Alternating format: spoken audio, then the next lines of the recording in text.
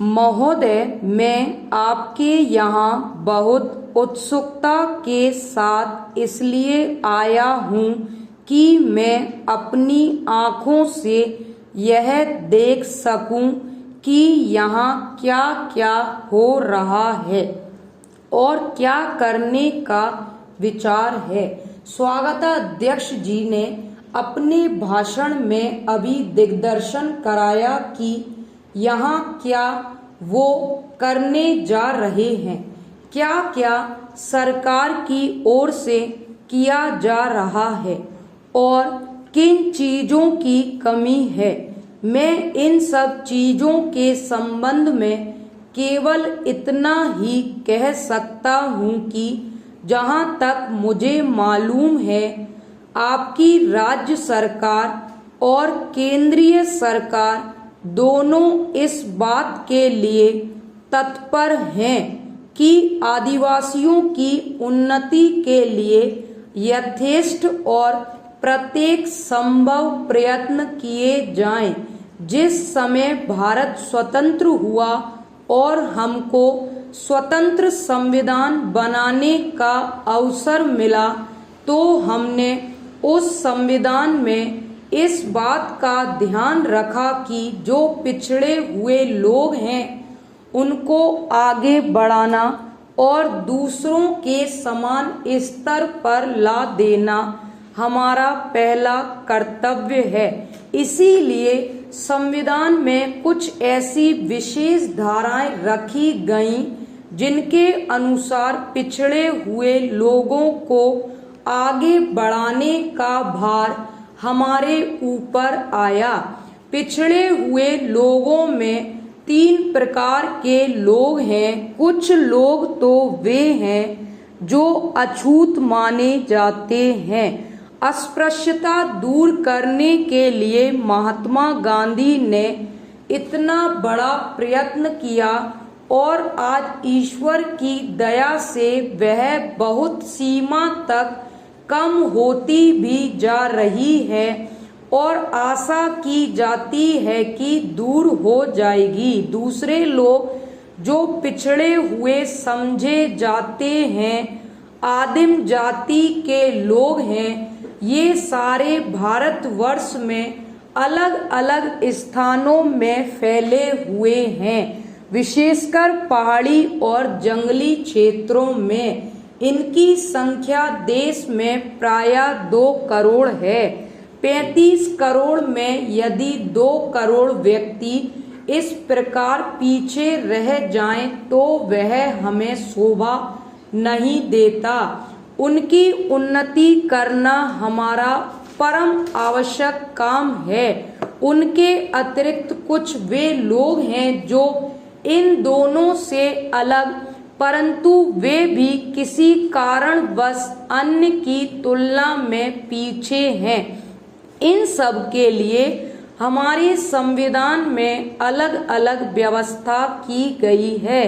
जहाँ तक आदिवासियों का प्रश्न है, उनके लिए विधान मंडलों और संसद में स्थान सुरक्षित रखे गए हैं। इन स्थानों के लिए वे अपने प्रतिनिधि चुनते हैं जो वहां जाकर उनके सुख दुख को रख सकते हैं और वहां से उनकी भलाई के लिए कुछ करवा सकते हैं। आज दिल्ली में जो संसद है और सभी राज्यों में जो विधान मंडल है, उन सबके सदस्यों में आदिवासियों के प्रतिनिधि भी हैं और उनको वही अधिकार प्राप्त हैं जो और किसी दूसरे प्रतिनिधि को। इसके अतिरिक्त आदिवासियों के संबंध में, विशेषकर असम में जहां उनकी संख्या बहुत अधिक है और जो अन्य स्थानों के आदिवासियों से कुछ भिन्न भी हैं, उनको कुछ विशेष सुविधाएं दी गई हैं। अन्य स्थानों में जैसी यहाँ स्थिति है, उस स्थिति के अनुसार प्रबंध करने के लिए मैं समझता हूँ कि आदेश दे दिए गए हैं। महोदय, गोंड लोग खेती का काम करते हैं और उन्होंने खेती के काम को भली प्रकार सीख लिया है। बैगा जाति के लोग दूसरे प्रकार से खेती करते हैं। यह एक स्थान से दूसरे स्थानों को जाते रहते हैं। एक खेत में खेती करके उसकी फसल आदि को लेकर फिर उस खेत को जलाकर वे आगे बढ़ जाते हैं। इससे भूमि को बहुत हानि होती है, जंगल को भी हानि होती है। वे जितना परिश्रम करते हैं उसका उनको पूरा फल नहीं मिलता।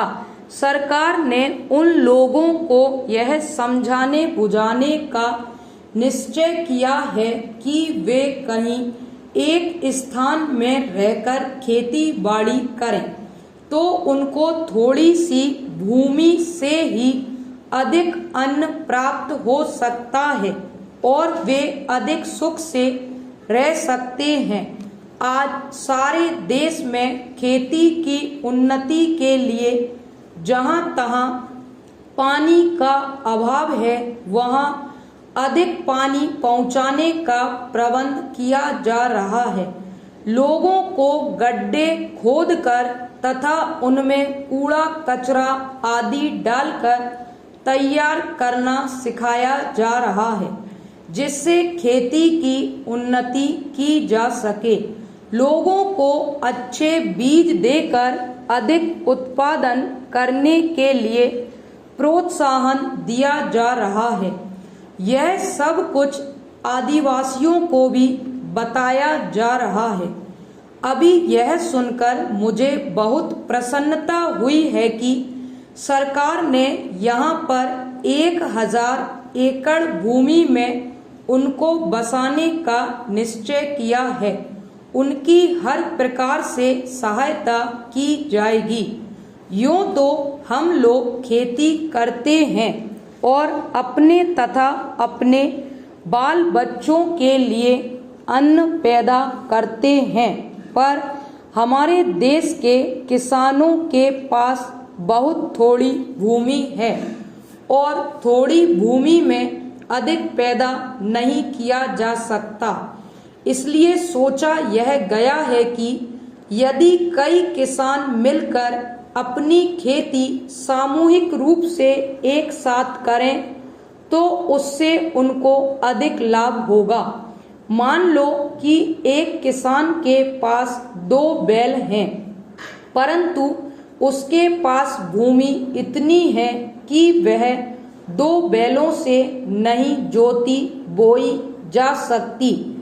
ऐसी स्थिति में उस भूमि में खेती पूरे रूप से नहीं हो सकती, क्योंकि वह 4 बैल रख नहीं सकता और 2 बैलों से उसका काम पूरा नहीं होता।